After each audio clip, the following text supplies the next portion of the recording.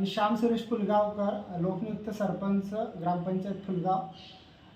2 November 2023मध्ये मी लोकनियुक्त सरपंच म्हणून निवडून आलेलो आहे आणि नोव्हेंबर 2023 पासून माझा जो कार्यकाळ चालला आहे किंवा मला गावाच्या विकासासाठी जे मी प्रयत्न करतो आहे, तर त्यामध्ये ज्या पद्धतीने मला अडचणी निर्माण केल्या जात आहेत किंवा ज्या पद्धतीने मला माझी प्रतिमा मलिन करण्यासाठी एक टीम प्रयत्न करते आहेत, तर आता त्या ज्या अडचणीचं आहे त्याने चरणसीमा ओलांडली आता आणि 2 वर्षानंतर 2.5 वर्षानंतर आता माझ्यावरती अविश्वास प्रस्ताव दाखल झाला आहे। तर मला ज्या 2 वर्षामध्ये जो त्रास सहन करावा लागला किंवा ग्रामविकासासाठी ज्या बाधा पोहोचल्या त्या सर्वसामान्य जनतेपर्यंत आणि प्रशासनापर्यंत पोहोचल्या पाहिजे आणि लोकांना सत्य काय ते समजलं पाहिजे, म्हणून मी आता ह्या प्रेस कॉन्फरन्सच्या माध्यमातून, पत्रकार परिषदेच्या माध्यमातून तुमच्यासमोर आलो आहे आणि मी तुमच्या माध्यमातून हे सर्वांपर्यंत पोहोचवण्यासाठी प्रयत्न करतो।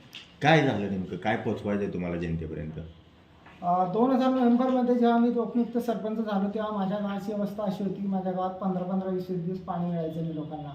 अक्षरशः महिला पुरुष टँकरने पाणी आणायचे किंवा डोक्यावरती हंडे घेऊन पाणी आणायचे आणि मी लोकनियुक्त सरपंच झाल्यानंतर मी जानेवारी 1ला ठराव केला आणि गावामध्ये पाण्याची समस्या कायमस्वरूपी मी संपुष्टात आणली। आज माझं गाव हे पाण्याला संपूर्ण आहे आणि कितीही पाण्याचा मोठा भीषण प्रॉब्लेम तयार झाला तर 48 तासामध्ये आम्ही सॉल्व करण्याचा प्रयत्न करतो आणि लोकांना टँकरमुक्त ठेवतो। परंतु विकास कामं असतात, स्वच्छतेचं काम आहे, ड्रेन सिस्टीमचं काम आहे, इतर रस्त्यांचे काम आहे, तर तिथं अशी एक टीम आहे जी माझी विरोधक म्हणून काम करते आहे। उपसरपंच व काही 8 सदस्य आहेत की ती वारंवार विकास कामांना बाधा पोचवते। प्रत्येक मिटिंगला एखाद्या विषयाला मंजुरी देतात आणि ते मंजुरी घेतल्यानंतर ते कामं सुरू आली की त्याच्या तक्रारी सुरू करतात किंवा ग्रामसेवक एवढं प्रेशराईज करतात की 2 वर्षामध्ये 13 ग्रामसेवक बदलले आणि विकासाचा रथ जो असतो तो ग्रामपंचायत अधिकारी आणि सरपंच हे दोघं त्या विकासाच्या रथाची चाकं असतात। त्यातलं एक चाक जर वारंवार निखळत राहिलं, वारंवार ते बदलत राहिलं तर विकास कामं हे कधीच पूर्ण होणार नाही।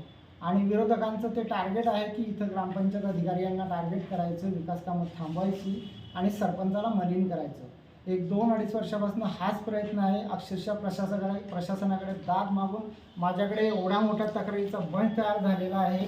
गावाची दुरवस्था अशी झाली की आज जहानीचं साम्राज्य आहे। फेब्रुवारी 2026 पासून 3 मासिक मिटिंगा तहकूब झाल्या कंटिन्यू। एक पहिली मिटिंग तहकूब करायची, मग दुसऱ्या मिटिंगला वाद घालायचा, तिला स्थगित करायची। आज 3 महिन्यापासून वारंवार मिटिंग तहकूब झाल्यामुळे विकास कामं सगळे प्रलंबित झाले आहे। गावामध्ये गटरी सर्व तुंबले आहे, ड्रेनेज सिस्टम पूर्ण तुंबली आहे आणि त्याचा फायदा विरोधक सरपंचाची प्रतिमा मलिन करण्यासाठी करत आहे। पण खरं कारण जनतेपर्यंत पोहोचतच नाही की मिटिंगमध्ये जे ठराव केले जातात, मिटिंगमध्ये ज्या मंजुरी घेतल्या जातात त्यालाच जर योग्यरित्या चालना मिळत नाही आहे तर विकास कामं होतील कशी?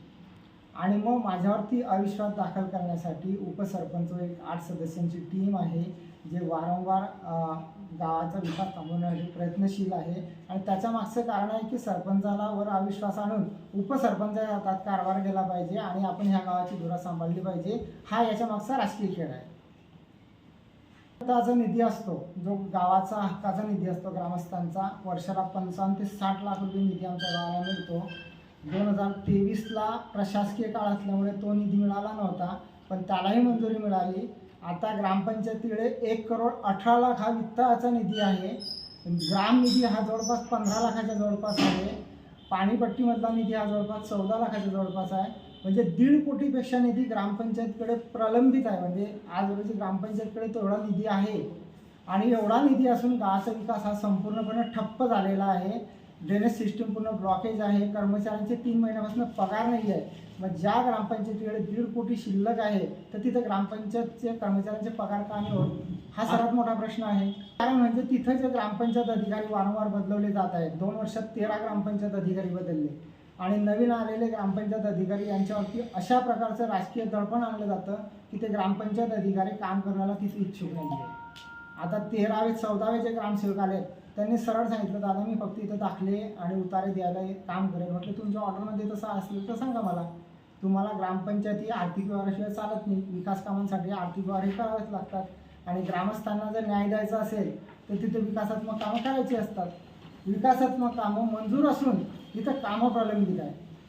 काही ना काही कारण सांगून ग्रामपंचायत अधिकारी टाळाटाळ करतो किंवा एखाद्या वेळेस सरपंचाला मारण्याची धमकी येते किंवा सरपंचाला नग्न करून मारण्याच्या फोनवरती धमक्या येतात. अक्षरशः सरपंचाला मासिक मिटिंगला मारण्याचा प्रयत्न झाला आहे. 29/8/2025 असा प्रयत्न झाला. त्या संदर्भात व्हिडिओसुद्धा आहेत. गटविकास अधिकारी यांच्याकडे लिखित तक्रार आहे.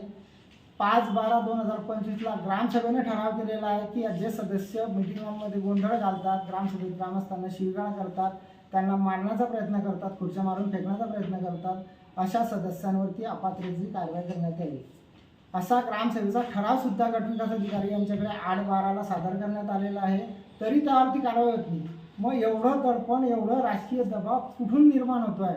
आणि एक सर्वसामान्य कुटुंबातला व्यक्ती सरपंच म्हणून काम करतो आहे, तर त्याला वारंवार बाधा का पोचवल्या जात आहे हेच अजून मला समजत नाही आहे. आणि मी या पत्रकार परिषदेच्या माध्यमातून सर्वसामान्य जनतेपर्यंत पोहोचण्याचा प्रयत्न करतो आहे की मी जो 2 वर्ष जो कार्यकाळ अनुभवला किंवा 2 वर्ष जो गाव विकासासाठी प्रयत्न करतो आहे, तर त्याला मला यश मिळत नाही आहे. कुठेतरी राजकीय खेळी खेळली जाते आहे आणि एक सरपंचाला मलिन आणि त्याचा कार्यकाळ बाधित करण्यासाठी प्रयत्न केला जातो. कोण करतं हे सगळं?